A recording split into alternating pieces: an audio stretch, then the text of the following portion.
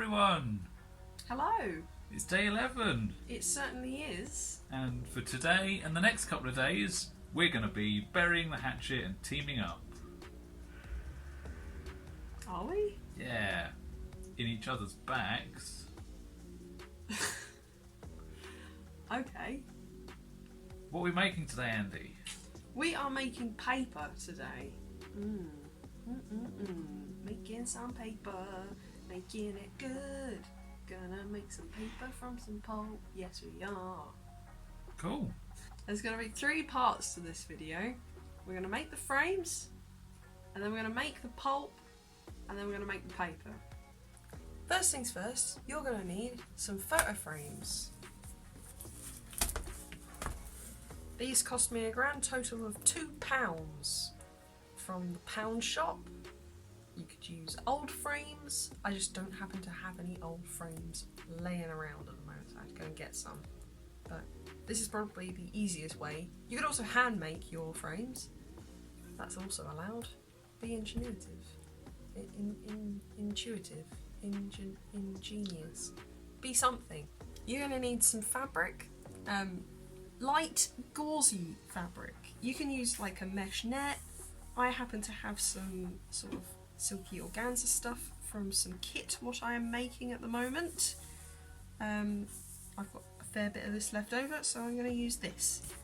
You want it, really, if you can be stretchy, that's possibly a good thing, because then you'll be able to form it over this and it will always be tight. Mine isn't. Rip. We'll figure that out later. You're also going to need some kind of pin, or you can use thumbtacks. I've got some nails here, little nails, that you can use to push into the photo frame to keep the fabric attached. This is what I was going to use. It's a sort of lacy net. But I sort of thought better of it because the embroidery flowers that are on it will show up on the paper, and I figure that's probably not going to be great to write on. Perhaps we should do one of each. Alright, we'll do one each, and we can compare the difference. So I'm just going to take the plastic off. I did forget to mention that you're probably going to need some scissors to cut the fabric. And do you want to look at getting frames about the size that you want your paper to be? Yes, absolutely. You can basically do this with any size frame you want. I'm using this size because I wanted it to be able to fit into the bucket we're going to be using in later videos. But you basically want the frame to be the size your paper is going to be, because that's how big it's going to come out. You can always cut it down, so you can use a larger frame and cut it down, but that's a lot of work. It's a lot of effort. So with the frames, you want to take out the glass and the back. So there we have it. That is one frame, de-framified. So now you want to stretch your fabric over this. So I'm going to cut this roughly to size by draping it over. And because this one doesn't have as much stretch, I'm actually going to do this, the one where it goes around the outside.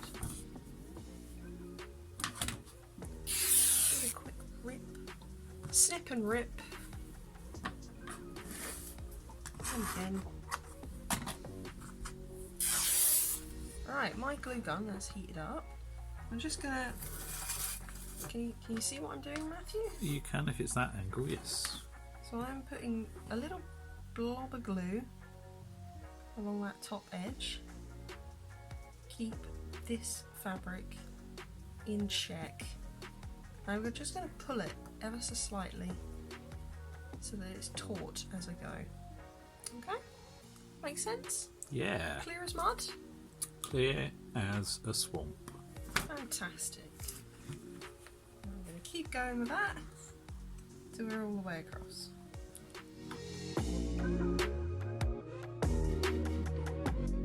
So there you have it. Very good. Now we're going to go down to the other side. We're going to do the same thing.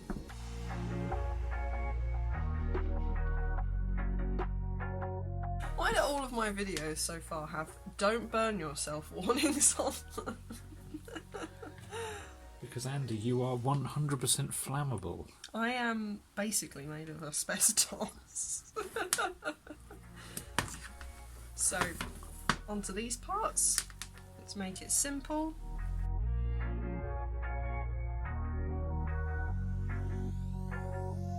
So there we have it. That's how that front face is done. Now we're going to trim off the excess. What you want to make sure you do with this sort of thing is you want to make sure that none of this part has any glue on it if you're using glue. None of the front face. None of the front face has got glue on it, none of the part that catches the stuff. Do you want glue on? No, no. No thank you. No tar. So be careful. So this is just one way of making a frame like this. You can make, if you're clever, I am not clever, you could make an interlocking frame, almost like an embroidery hoop, but square. You could use something like this, where you pin the fabric either side and then tighten it. That's also an option. Yeah, the list is kind of exhaustive, really, of the ways that you can make these. I'm just showing you how to make them with cheapo picture frames.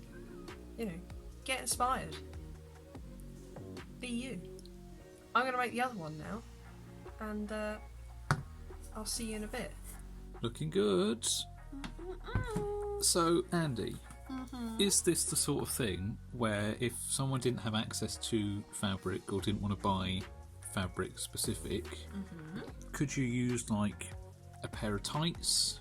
Yep, tights would be perfect for this sort of thing, really, because they're so light and stretchy. And yeah, I mean, really, you can use.